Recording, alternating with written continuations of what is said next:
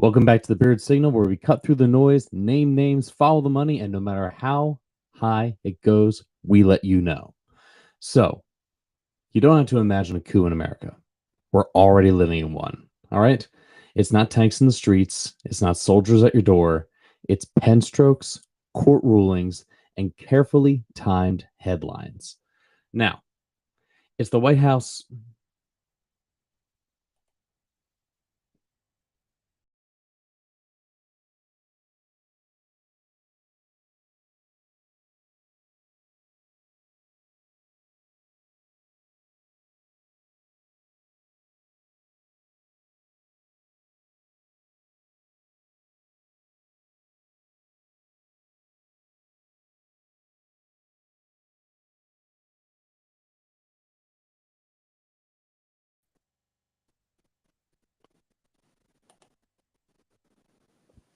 Alrighty, had a little bit of a hiccup there for a second, but let's start this from the top again, shall we? Every week they tell you the crisis is over. Every week the crisis gets worse. Welcome back to the Beard Signal, where we cut through the noise, name names, and follow the money no matter how high it goes. All right? You don't have to imagine a coup in America. You're living in one right now. And it's not tanks in the streets. It's not soldiers at your door, even though some places it actually is that. It's pen strokes, court rulings, and carefully timed headlines. All right? It's the House adjourning 2 days before a vote that would expose the names on the Epstein files. It's a governor that redraws maps, voting maps in Texas outside of a census because he can, even though he legally can't. We'll go over that too. It's a former president publicly inviting a hostile foreign leader onto the U.S. soil when he gets back in office and quietly sending federal troops into Washington, D.C. to flex his grip on power. And lastly, it's a Supreme Court case, decades in the making, that could gut Voting Rights Act and rewrites the Constitution itself. All right? This isn't a storm that's coming. It's the weather we're already in. All right? And the forecast, authoritarian with a 100% chance of gaslighting. So, let's start with Texas. Traditionally, redistricting happens once every 10 years, right after a census, right? That's the way it's supposed to work. 10 times a year, to 10 times a decade, every 10 years. That's what happens. That's when the population counts are updated. New district maps get drawn. But Texas Republicans, they decided to skip that whole waiting for the census parts, and they're just pushing through new maps right now, mid-decade, with the obvious goal of locking in Republican control before the Democratic tends to push the states more blue. And here's the thing. We already know, because back in 2020, when Trump called after the failed 2020 election, called Georgia and basically said, find me 11,000 votes. They basically said, oh, I'm sorry, we can't do that. It's unconstitutional. This time, he sees what's coming. He is exceedingly an unpopular, everything. I can't name a single thing that's actually popular that he's doing because he's underwater on literally every single thing with his own voters on top of that too. So he's underwater on everything, and then he knows he's going to lose his grip because that's going to effectively end his presidency in 2026. Maybe it's because he's so fat, just whatever. Swollen ankles and shit. Yeah, maybe Trump's just pregnant because he's a fucktard. But traditionally, that's how it works, right? But this time, he literally calls Greg Abbott and says, "Yo, I need 5 seats. I need 5 Republican seats." And if you haven't seen the maps already, they're pretty damning. Because here's the facts. Texas is 60% non-whites, and yet somehow you see those little tiny blue parts. That's where they get the representation.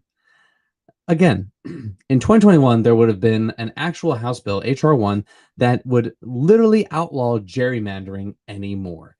Republicans voted 100% against it. And here they are. They're doing it. And Democrats have completely just did their thing, right?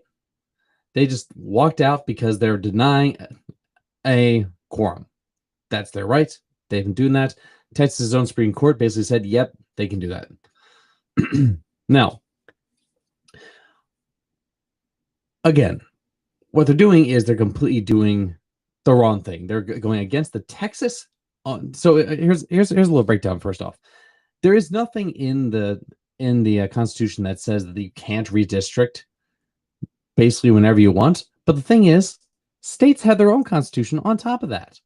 And the Texas state constitution says you cannot do it. So that means that this move right now has legal grounds to be challenged. Straightforward from Texas's own freaking piece of paper, right? So here's the kicker, right? These are the same politicians who cry election integrity when it comes to voter ID laws or closing ballot drop boxes in Black and Latino neighborhoods. But apparently integrity doesn't apply when they're the ones manipulating the system, right? So really isn't new, right? In 2003, under Tom DeLay, not Delaney. Texas did a mid-decade redistricting, and that went all the way to the Supreme Court, in league of the United Latin American Citizens versus Perry, right? And you know what the court basically said? Most of it was fine. That opened the door for this exact abuse to happen today. All right. This is not local governance. It's a national playbook, shrinking voting power where you're losing and expanding it where you're winning, and do it while everyone else is distracted. Now, Mike Johnson also, don't forget, killed the Epstein vote by clocking. Speaking of distraction, you know, like while Texas was quietly locking in their maps, Mike Johnson literally pulled a little procedural magical trick where there was a vote coming up, a vote that would have released the remaining Jeffrey Epstein documents, you know, the ones that, you know, might actually expose powerful people who have ties to known sex traffickers, which, all right, also, let's just break that down really quickly because I don't want to make this a thing. I've heard a lot on the rights, and a lot of people are saying, you know, well, you know, Merrick Garland and Joe Biden had access to it. Why didn't they put it out there? So here's the thing.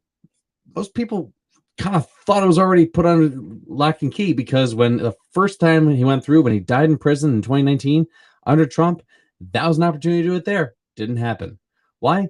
Too many powerful people are involved. Period. The end. There's really no need to read through the lines. That's what's happening. That's why it's happening the way it is.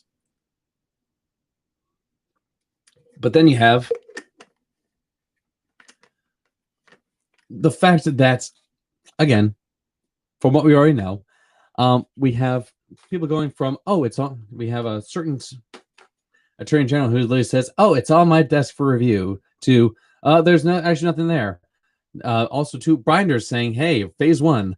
And in May, we know that they told Trump, hey, dude, you're all over these damn Epstein files.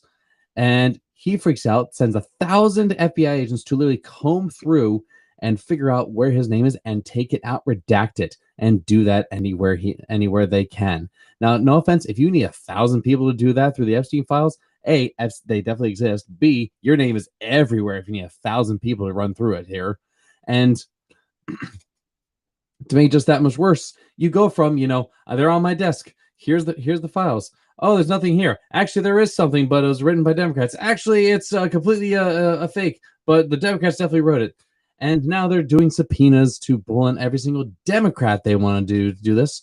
And here's the thing that I think a lot of people, especially on the right, may not know this. I'm all for it. If there are any powerful people that are in the Epstein files, whether they're Democrat, Republican, billionaire, whatever the fuck they are, they should be exposed. They should be held to account because right now they're covering for pedophiles. And again, the right made a whole thing about the Clintons doing this. And frankly, I think if the Clintons did this, put them in fucking jail. That's horrible shit. You should not be okay with that, regardless of your position. No one should be okay with abusing fucking children. That is horseshit if anyone is defending that. And right now, the entire Republican caucus is doing it across the board. So be mad about that, right? And again, the Trump is coming up. The vote would have actually forced the release of the Epstein files. And you know, the ones that might actually expose powerful people with ties to a known sex trafficker. And instead of letting that vote happen, Johnson adjourned the House early, packed it up, sent everyone home.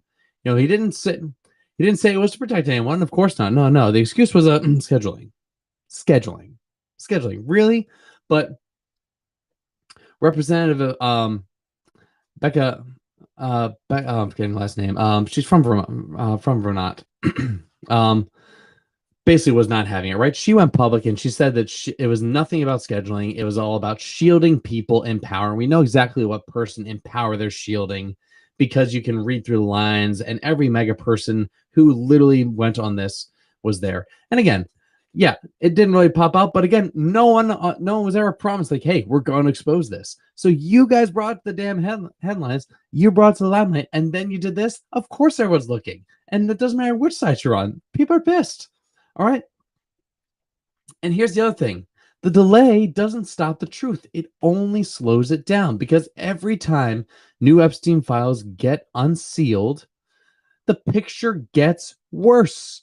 Don't forget about Ghislaine Maxwell, who literally was moved from a high security prison to a cushy one, which was physically, legally impossible. She's a high risk. This is not. And again, all these things that happened, and you had one of the top people at DOJ, literally running down there moments after this whole thing was about to go through to get to her first, because she was part of the subpoenas that were supposed to go through in the House. All right. They know exactly what they're doing. It's funny how they can actually get their, act together when they want to cover up something, but now when it comes to actually telling the truth, oh no, can't have that. Fuck no. But again, we're not just talking about, names in a little black book. We're talking about court documents, flight logs, emails connecting billionaires, celebrities, and politicians to Epstein's operation across the world, not just in the US. And some of these names aren't just acquaintances, all right? They were flight logs to his island. They are present during trips involving minors. They show up in conversations that match ongoing grooming patterns from other trafficking cases. Now, here's the real question. If we have bipartisan shielding of these predators, what does that tell you about our political system? Because in authoritarian regimes, the elites operate above the law. Right now, Epstein scandal is showing us that the American elites have carved out that same immunity for themselves. All right? And speaking of, scandals and all the bullshit in authoritarian regimes, then you think about Trump's latest moment. On stage, in front of an audience, he's floating the idea of inviting Vladimir Putin to Alaska. Let's be clear. This is not about diplomacy. It's about normalizing the presence of hostile foreign leader on U.S. soil. He hasn't been here in 10 freaking years. He is a wanted war criminal across the world in an international, court. He is wanted for war crimes. Full stop. And again, they're going to talk about Ukraine without having Ukraine there. And they're going to try and make it so that somehow Vladimir Putin and Zelensky just make it work in a way that makes Trump feel good. Because he wants that Nobel Peace Prize, even though he has done nothing to broker it. Nothing. The bottom line, Russia should get nothing. They invaded Crimea wrongly in 2013. They invaded and attacked aggressively. It's all bullshit. It should have never happened, right? But Putin is under international sanctions. Russia is committing war crimes in Ukraine, and yet Trump wants to roll out the welcome mat in a state that Russia has historically claimed as that should be its own. That's what they've said themselves, right? Now, from a geopolitical standpoint, this is a propaganda jackpot for the Kremlin, right? Look, they would say, America's most powerful political figure is inviting us in, and the bottom line, this does not show strength. It shows an act of submission. Full stop. No other way to look at it, period. Now, if you think Trump's authoritarian playbook simply stops at letting foreign relations, think again, because recently Trump is actually looking to deploy federal troops in Washington, D.C. without the consent of local officials, and his main state is to maintain order. Now, deploying federal forces in D.C. without local request is rare, all right? Almost unheard of outside of moments of true national emergency. In the authoritarian regimes, this moment is just, when the military starts replacing civilian government. That's all it is. All right, we saw a preview of this in 2020 when Trump sent federal agents into Portland and had Lafayette Square cleared with tear gas for a photo op, right? It's intimidation, it's optics, and it normalizes the idea that military answers to him and not the Constitution, which is bullshit. That's not the way their oath says. That's not the way it's supposed to work. And yet, again, you get an asshole in power, they're going to be an asshole. And frankly, the sad thing about this, I really wish he'd be shot. All right. I'm not going to even like cover that up. I wish he'd be shot because the only way this would stop is that. It's still not going to stop the main movement, but at least it gets the dickhead out, right? He has caused so much damage in 6 months. It is practically irreplaceable. It's going to take decades to get over this, if we even survive this, because they're trying so hard to fuck us up. And that brings me to the Supreme Court here. All right. The voting rights case that they're about to hear. And it's not just another case. All right. This is their end game. The Federalist Society has been working towards this moment for decades, ever since Reagan years. All right. And their mission is simple: strip the Voting Rights Act, overturn Roe v. Wade, rewrite the Constitution through court precedents so that corporate and elite power outweighs the rights of individuals. All right. We've seen several pieces of this already in Shelby County versus a Holder in 2013, in which they gutted Section 5 of the Voting Rights Act, removing pre-clearance from states with a historically racial discrimination in voting. And that was just the beginning of the flood. Now, if this case actually goes the way they want, the precedent will be set. Rights can be removed. And once that happens, there's no guarantee that any right is safe. Not voting rights, not reproductive rights, not First Amendment rights, not Fourth or Fifth, and yes, not even Second Amendment rights. No, if none of them are sacred, none. If one right isn't sacred, no right is sacred, because the Constitution is in the hands of a bunch of bad actors, and any Constitution that's in the hand of a bad actor is just paper. And right now, they're using it as toilet paper. So here's the truth, and this is not a drill. Texas's redistricting is about controlling who votes. Mike Johnson's maneuver is about controlling what you know. The Epstein files are about protecting the untouchable class. Inviting Putin is about bending the knee to authoritarians abroad. Deploying troops in D.C. is about flexing authoritarian muscle at home. And the Supreme Court's next move is about locking all of that into law. Now, this is not 5 separate scandals. It's one continuous playbook. And the longer we pretend that they're disconnected, the easier it is for them to win. And right now, a right not defended is a right already lost. The question isn't, could it happen here? The question is, will we stop it before it allows us whole? Swallows everything we know. Gone. Just done. America, fuck it. It's not here. And with that, just know you can stop it. The 3.5% rule. We've been over this in other episodes. Just know this is not the time to curl up and be in a ball. It's a time to do something about it. The louder we are, the more they have to listen. It's proven. It's the one thing that is proven in these situations. To defeat authoritarian rules, you just need 3.5% of the population to come out at once, long, loud, until the change happens. I felt nice to actually get this all done in a relatively quick manner. So thanks again for tuning in. This is the Bearded Signal. I'm going to start rolling these out a little more frequently now again, since I'm getting back in the motions of it. And in the meantime, thank you so much. Like, comment, share, subscribe, do all that stuff. I enjoy you being here. Hopefully you enjoy it as well. And yeah, let's make some change, people. Keep the signal strong.